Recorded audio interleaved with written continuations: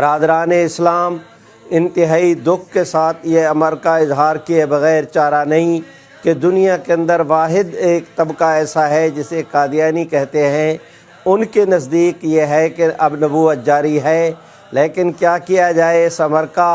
کہ خود وہ یہ کہتے ہیں کہ حضور علیہ السلام کے زمانے سے لے کر غلام قادیانی کے زمانے تک 1300 سال میں کسی کو نبوت نہیں ملی۔ اس کے لیے بطور ریفرنس کے میں پیش کروں گا مرزا غلام احمد قادیانی کی کتاب جس کا نام ہے حقیقت الوحی۔ اس کے صفحہ 391 پر خود غلام احمد قادیانی نے یہ تسلیم کیا کہ اس عرصے میں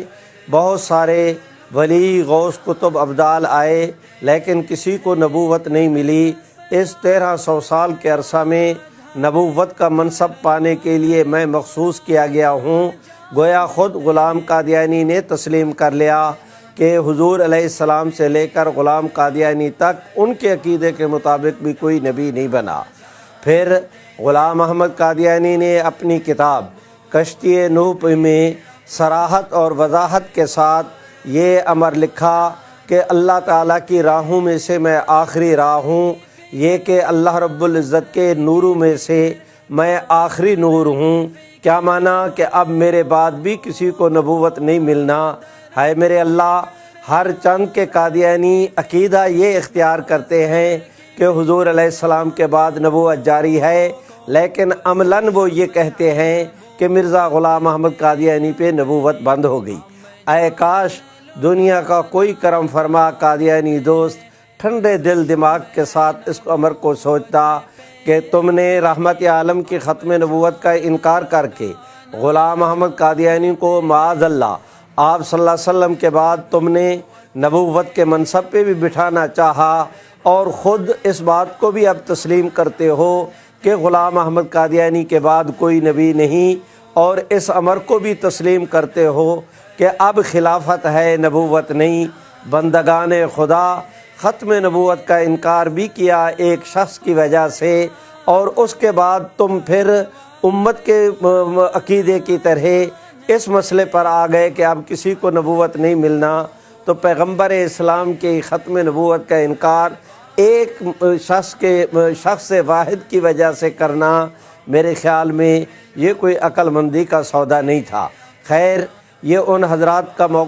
کا مسئلہ ہے، وہ اس کے اوپر ٹھنڈے دل دماغ کے ساتھ غور کریں۔ ہر چند کے تھیوری قادیانی یہی پیش کرتے ہیں کہ حضور کے بعد نبوت جاری ہے، لیکن عملاً یہ کہتے ہیں کہ حضور علیہ السلام سے لے کر مرزا غلام احمد قادیانی تک بھی کوئی نبی نہیں ہوا، اور مرزا غلام احمد قادیانی کے بعد بھی اس وقت تک وہ کہتے ہیں کہ کوئی نبی نہیں، اور آگے کے متعلق بھی وہ یہی کہتے ہیں کہ بن تو سکتا ہے لیکن اور کوئی بننا نہیں، جیسا کہ ان کی متعدد کتابوں کے اندر اس کا تذکرہ موجود ہے۔ آج کی مجلس میں نے صرف ایک حوالہ وہ کشتی نوح کا سامنے رکھا کہ جس میں خود غلام احمد قادیانی اعتراف کرتا ہے کہ خدا تعالیٰ کی راہوں میں سے میں آخری راہ ہوں، خدا کے نوروں میں سے میں آخری نور ہوں۔ اس پر بھی غور کر لیا جائے۔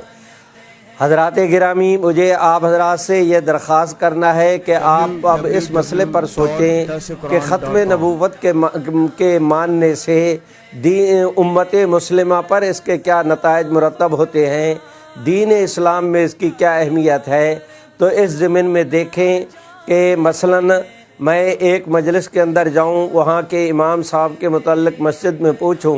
کہ امام صاحب کہاں ہیں، مجھے جواب میں کہا جائے کہ وہ مولوی صاحب نماز پڑھ رہے ہیں، تو میں وہاں تعجب کے ساتھ ساتھیوں کو دیکھوں، وہ کہیں کہ مولوی صاحب آپ کو تعجب کس بات کا؟ میں نے کہا کہ آپ نے جملہ تو ایک کہا کہ مولوی صاحب نماز پڑھ رہے ہیں، لیکن تمہیں پتہ بھی ہے کہ اس ایک تمہارے جملے سے 10 مسئلے ثابت ہوئے۔ انہوں نے کہا جی وہ کیسے؟ میں نے کہا آپ کا یہ کہنا کہ مولوی صاحب نماز پڑھ رہے ہیں، اس کا دوسرا معنی یہ ہے کہ وہ وضو کے ساتھ ہیں،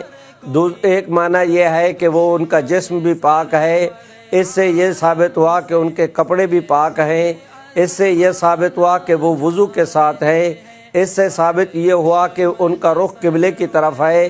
اس سے یہ ثابت ہوا کہ اس وقت وہ کسی کے ساتھ بات نہیں کریں گے، اس سے یہ ثابت ہوا کہ اس وقت نماز کا بھی وقت ہے، اس لیے کہ اگر وضو نہیں تو نماز نہیں، جسم پاک نہیں تو نماز نہیں، کپڑے پاک نہیں تو نماز نہیں، اگر جگہ پاک نہیں تو نماز نہیں، قبلے کی طرف رخ نہیں تو نماز نہیں، اگر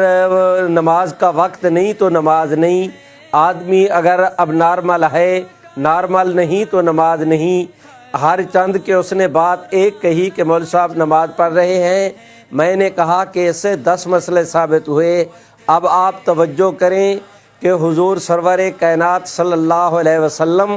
اللہ رب العزت کے آخری نبی ہیں، تو اس کا لازمی نتیجہ یہ ہے کہ حضور علیہ الصلاۃ والسلام کا دین آخری دین ہے۔ حضور علیہ السلام آخری نبی ہیں تو اس کا معنی یہ کہ شریعت محمدیہ آخری شریعت ہے۔ حضور سرور کائنات صلی اللہ علیہ وسلم آخری نبی ہیں تو اس کا معنی یہ کہ آپ صلی اللہ علیہ وسلم کی ذات اقدس پر جو وحی نبوت جاری ہوئی، وحی نبوت جو پہلے انبیاء کو ملتی تھی، حضور علیہ السلام کی ذات پر وہ جو وحی نبوت جاری ہوئی وہ اللہ رب العزت کی آخری وحی نبوت تھی۔ حضور سرور کائنات آخری نبی ہیں تو اس کا معنی یہ کہ آپ صلی اللہ علیہ وسلم کی ذات اقدس پر نازل ہونے والی کتاب قرآن مجید اللہ رب العزت کی آسمانی کتابوں میں سے آخری آسمانی کتاب ہے۔ ہر چند کے قرآن مجید نے حضور سرور کائنات صلی اللہ علیہ وسلم کی ذات اقدس کے حوالے سے ایک بات فرمائی کہ آپ آخری نبی ہیں، لیکن اس سے دین کے یہ سارے مسئلے ثابت ہوئے۔ اب اگر کوئی شخص ختم نبوت کا انکار کرتا ہے تو وہ اکیلے ختم نبوت کا انکار نہیں کر رہا، ختم نبوت کے انکار کرنے سے یا پیغمبر اسلام کے بعد کسی مدعی نبوت کو ماننے سے دین اسلام کا آخری دین ہونا یہ بھی مشکوک ہو جاتا ہے، اس امت کا آخری امت ہونا بھی داؤ پر لگ جاتا ہے۔ قرآن مجید آخری آسمانی وحی بھی قرار نہیں پا سکتی، تو ختم نبوت کا انکار کرنے سے دین اسلام کے اندر اتنا تغیر واقع ہو جاتا ہے کہ معاذ اللہ دین کی جتنی بنیادی عقائد ہیں، جیسا کہ میں نے ابتدا میں کہا، ختم نبوت کے انکار کرنے سے سارے وہ زمین پر دھڑام سے آ رہتے ہیں۔ جان لٹانا جانتے ہیں، بس شمع نبوت